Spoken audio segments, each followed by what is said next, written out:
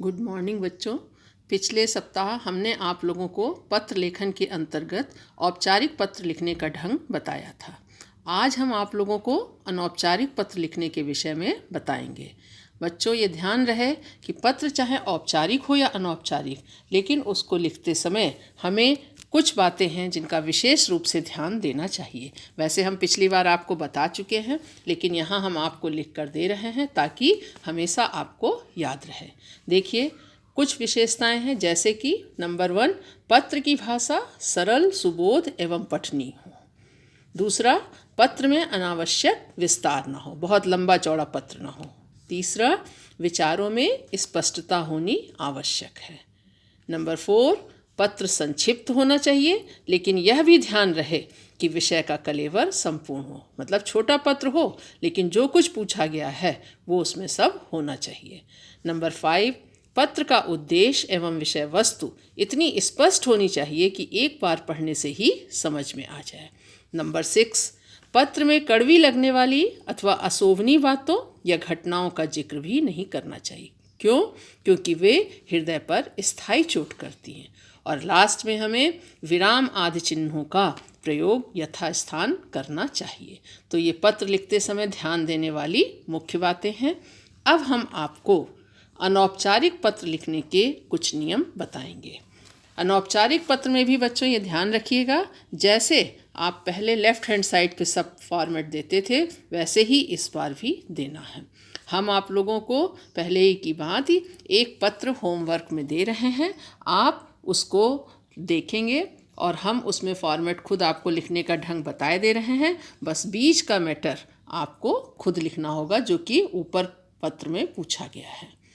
तो पत्र है, आपकी अपनी माता जी को पत्र लिखकर उस घटना के बारे में बताइए जब आप और आपका छोटा भाई हेलमेट ना पहनने के कारण ट्रैफिक सिपाही के रोकने पर मुसीबत में फंस गए।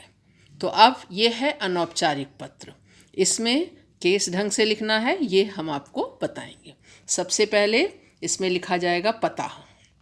आप जहाँ रहते हो आपको मकान नंबर पहले डालना होगा, फिर मोहल्ले का नाम, कॉमा लगाएंगे और फिर कानपुर लिख करके पूर्ण विराम देंगे। ध्यान रहे, कानपुर में पा में छोटे ऊ की मात्रा होती। बहुत से बच्चे बड़े ऊ की मात्रा लगाते हैं और कानपुर को कानपुर बना देते हैं। ध्यान रहना चाहिए छोटे ऊ की मात्रा। फिर उसके बाद आप एक लाइन छोड़ेंगे। एक लाइन छोड़ने के बाद दिनांक डालेंगे। दिनांक उस दिन जब आपको पत्र लिखने को दिया जा रहा है, उस दिन जो दिनांक हो, जो डेट हो, वहीं आपको लिखनी होगी। नंबर 3 पे आता है आपका संबोधन। आप जिसको भी पत्र लिख रहे हैं, अगर माता जी को लिख रहे हैं, पिताजी को, बाबा दादी या भाई बहन, मित्र या पत्नी पति, तो सबके संबोधन अलग होते हैं। बड़ों के लिए आप आदरणीय माता जी कर लीजिए, और जो आपसे छोटे हैं उनके लिए प्रिय मित्र, प्रिय भैया, प्रिय बहन, इस तरह करके आप लिख सकते हैं। तो यहाँ माता जी हैं तो आदरणीय माता जी। संबोधन के बाद कॉमा लगाया आपने और फिर अभिवादन देंगे। अपने से बड़ों को आप लिखेंगे सादर चरण स्पर्श या सादर प्रणाम, और जो आपसे अपने छोटे हैं उनको आप प्रसन्न रहो या खुश रहो, इस तरह लिख सकते हैं। उसके बाद आपका शुरू होता है आरंभिक वाक्यांश। आरंभिक वाक्यांश का मतलब कैसे आप किस सेंटेंस से शुरू करें। इसमें ध्यान रखें कि आप ऐसे भी लिख सकते हैं कि अभी अभी आपका पत्र मिला, समाचार मालूम हुए, या इस तरह लिख सकते हो कि बहुत समय से कोई भी समाचार नहीं मिला। इस तरह करके आप पत्र को प्रारंभ करेंगे। पत्र प्रारंभ करने के बाद ऊपर जो भी पूछा गया है उसको आप मुख्य भाग के रूप में लिखेंगे। मुख्य भाग में लिखेंगे। लिखने के बाद आपने पूर्ण विराम लगाया और मुख्य भाग के बाद अंतिम अनुच्छेद, मतलब लास्ट पैराग्राफ जो होगा, लास्ट पैराग्राफ में आपको जब पत्र समाप्त कर रहे हैं तो उसको आप ऐसे भी दे सकते हैं कि परिवार के अन्य सदस्यों के प्रति यथा योग्य अभिवादन एवं छोटों को प्यार, या हमारा सभी बड़ों को चरण स्पर्श तथा छोटों को प्यार या छोटी बहन को प्यार। आप इस तरह से कुछ भी दे सकते हैं। उसके बाद जब वो ख़त्म हो गया, यहाँ पे आप दोगे पत्र की प्रतीक्षा में।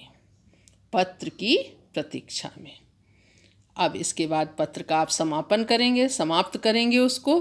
तब आप जो है नीचे लिखेंगे जो भी आपका संबंध है। जैसे माता जी को लिख रहे हैं आप, तो आप देंगे आपका प्रिय पुत्र।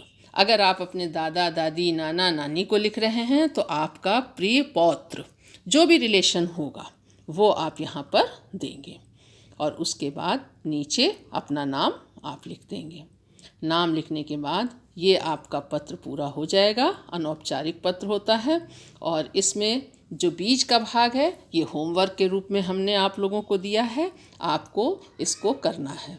जब स्कूल खुलेंगे तब हम आपका ये रजिस्टर देखेंगे या कॉपी रजिस्टर जो भी आपने बनाया है उसमें ये काम पूरा होना चाहिए।